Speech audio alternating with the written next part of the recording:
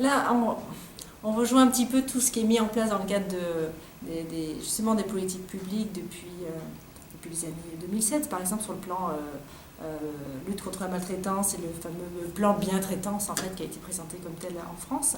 Il y a toute une démarche qualité qui a été mise en place. Et moi qui interviens donc à l'école des hautes études en santé publique, où on forme 12 professions différentes, donc les dirigeants et cadres des établissements publics de santé.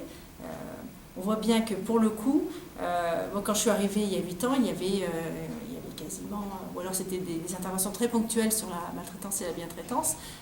Aujourd'hui, on en est à concevoir des modules pour l'ensemble des promotions, avec les promotions réunies ensemble, pour essayer de les sensibiliser donc sur la maltraitance-bientraitance, mais aussi un autre module sur la protection juridique des majeurs, pour essayer de les sensibiliser, tous ces professionnels, sur déjà ce qu'est la notion, parce qu'on voit bien que c'est extrêmement confus, dans le grand public, mais aussi chez les professionnels. Et si le pilote d'un établissement n'est pas déjà sensibilisé à ces questions, ensuite ça retombe, on voit bien que ça se décline sur le terrain. Donc il y a vraiment une action déterminante de ces cadres-là, dirigeants et cadres sur ces questions. Donc l'idée c'est de les sensibiliser pour impacter ensuite les priorités et essayer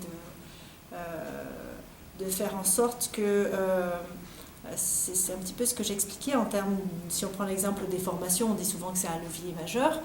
Il y a une grande différence entre mettre en place au sein d'un établissement une formation ponctuelle une conférence de 2 heures par exemple, et puis travailler sur le fond de façon continue vers l'ensemble des professionnels sur par exemple 5 ans à la suite. Voilà. Et c'est ça que moi je vais absolument toucher, cette fibre justement pour travailler en profondeur.